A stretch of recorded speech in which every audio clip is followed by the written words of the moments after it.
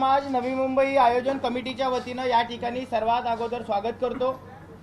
आपणास कल्पना आहेच की संघर्ष योद्धा मनोजदादा जरांगे पाटील हे 29 ऑगस्ट पासून आझाद मैदानामध्ये सुरू होणाऱ्या उपोषणासाठी काल 27 ऑगस्ट रोजी अंतलवारी सराटी या ठिकाणावरून निघालेले आहेत आणि काल रात्रीचा त्यांचा खरं तर शिवनेरीला रात्रीचा मुक्काम होता, परंतु आज सकाळी पहाटे 5 वाजता ते त्या ठिकाणी शिवनेरीला पोहोचलेले आहेत। कारण या रॅलीला अभूतपूर्व असा प्रतिसाद त्या ठिकाणी मिळतोय। लाखो करोडो मराठा बांधव या ठिकाणी प्रत्येक जिल्ह्यातून गावागावातून तालुक्यातून त्या ठिकाणी त्यांच्यामध्ये सहभागी होत आहेत। आज 28 ऑगस्ट रोजी नवी मुंबईमध्ये संघर्ष योद्धा मनोजदादा जरांगे पाटील यांचं आगमन होणार आहे। नवी मुंबईतून ते आझाद मैदानाकडे थेट जाणार आहेत। नवी मुंबईमध्ये कुठल्याही प्रकारचा मुक्काम नाही, परंतु महाराष्ट्राच्या कानाकोपऱ्यातून या नवी मुंबई शहरामध्ये असंख्य मराठा बांधव त्या ठिकाणी वास्तव्याला येण्याची शक्यता असल्याने त्या अनुषंगाने आम्ही या नवी मुंबई शहरामध्ये सकल मराठा समाज असेल, या नवी मुंबई शहरातला आगरी कोळी समाज असेल, मुस्लिम समाज असेल, धनगर समाज असेल, वंजारी समाज असेल, माळी समाज असेल, तेली समाज असेल, भंडारी समाज असेल, गुजराती समाज असेल, मारवाडी समाज असेल, हा आमचा बहुजन समाज या महाराष्ट्राच्या कानाकोपऱ्यातून नवी मुंबईमध्ये येणाऱ्या बांधवांची कुठल्याही प्रकारची गैरसोय होणार नाही, त्यासाठी सर्वतोपरी आमच्या सोबत त्या ठिकाणी ते आहेत। आणि त्यामुळे त्या अनुषंगाने आम्ही या नवी मुंबईमध्ये येणाऱ्या बांधवांची या एपीएमसी मार्केटमध्ये राहण्याची सोय केलेली आहे। त्यांची खाण्याची सोय या ठिकाणी आम्ही करतोय, पाण्याची सोय या ठिकाणी आम्ही करतोय। हे सगळं करत असताना एक प्रशासन म्हणून खरं तर लाखोंच्या संख्येने बांधव या नवी मुंबई शहरात येणार याची आम्हाला पूर्वकल्पना होती आणि म्हणून आम्ही ठाणे जिल्हाधिकाऱ्यांना 21 तारखेला त्या ठिकाणी एक पत्र दिलं। या पत्रामध्ये आम्ही उल्लेख केला की या नवी मुंबई शहरामध्ये जे काही बांधव येणार आहेत या बांधवांची कुठल्याही प्रकारची गैरसोय होऊ नये आणि म्हणून त्या संदर्भातले जे आदेश आहेत ते स्थानिक प्रशासनाला आपण त्या ठिकाणी द्यावेत, ज्यामध्ये महानगरपालिका असेल, सिडको असेल, त्या ठिकाणी पोलीस प्रशासन असेल किंवा ट्रॅफिक त्या ठिकाणी असेल, या सगळ्यांना आपण त्या संदर्भातले आदेश द्यावे अशा पद्धतीचं एक निवेदन आम्ही त्यांना प्रत्यक्ष भेटून 21 तारखेला दिलं होतं। आणि सोबतच आम्ही त्यानंतर महानगरपालिकेला देखील पत्र दिलं, स्थानिक एपीएमसी प्रशासनाला देखील पत्र दिलं, आम्ही पोलीस प्रशासनाला देखील पत्र दिलं। या सगळ्यांना आम्ही या पत्राची एक प्रत जोडून त्यांना आम्ही ती पत्र दिली की महाराष्ट्राच्या कानाकोपऱ्यातून या नवी मुंबई शहरामध्ये येणाऱ्या लाखो बांधवांची कुठल्याही प्रकारची गैरसोय होणार नाही, म्हणून त्या ठिकाणी आपण आम्हाला महानगरपालिकेच्या माध्यमातून टॉयलेटची व्यवस्था असेल, राहण्याची काही जागा असेल, पिण्याचं पाणी असेल किंवा आंघोळीचं पाणी असेल किंवा त्या ठिकाणी वैद्यकीय सुविधा असतील, या सगळ्या सुविधा त्या ठिकाणी आपण आम्हाला पुरवाव्यात अशा पद्धतीचं निवेदन आम्ही त्यांना दिलं होतं।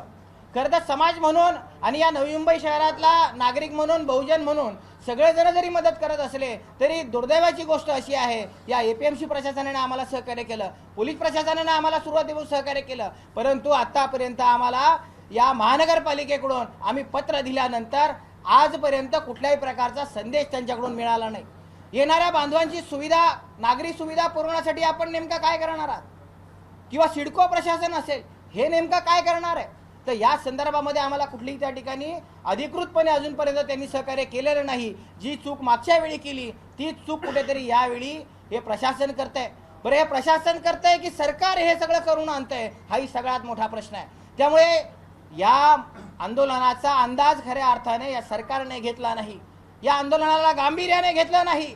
मराठे मोजण्या इतके तर कोणाची त्या ठिकाणी धमक नाही, कारण हे करोडोच्या संख्येने येणारं वादळ रोखण्याची क्षमता कोणात नाही। त्यामुळे या लाखोच्या संख्येने जे बांधव येतात, करोडोच्या संख्येने जे बांधव येत आहेत, या बांधवांची नवी मुंबई शहरामध्ये कुठल्या प्रकारची गैरसोय होणार नाही यासाठी आम्ही जरी काम करत असलो तरी या स्थानिक प्रशासनाने आम्हाला सहकार्य करावं अशा पद्धतीची आमची प्रामाणिक भावना आहे। परंतु दुर्दैवाने हे आज झालं नाही आणि म्हणून या एपीएमसी प्रशासनामध्ये आम्हाला त्या ठिकाणी कांदा बटाटा मार्केटची जरी परवानगी मिळाली असेल, त्या ठिकाणी आम्हाला त्यांनी शब्द जरी दिला असेल की आम्ही तुम्हाला सहकार्य करतो, तरी जर या पालिका प्रशासन आमच्या सोबत उभं राहिलं नाही, हे सिडको प्रशासन आमच्या सोबत उभं राहिलं नाही, तर आम्ही माथाडी नेते आमदार शशिकांत शिंदे यांची भेट घेणार आहोत, त्यांना गळ घालणार आहोत की साहेब मागच्या वर्षी महाराष्ट्राच्या कानाकोपऱ्यातून आलेल्या बांधवांची आपण ज्या प्रकारे सोय केली, प्रत्येक मार्केटमध्ये त्या ठिकाणी जेवणाची व्यवस्था होती, पाण्याची व्यवस्था होती, टॉयलेटची व्यवस्था होती, अशाच पद्धतीचं सहकार्य आपण आम्हाला यावेळी देखील करावं।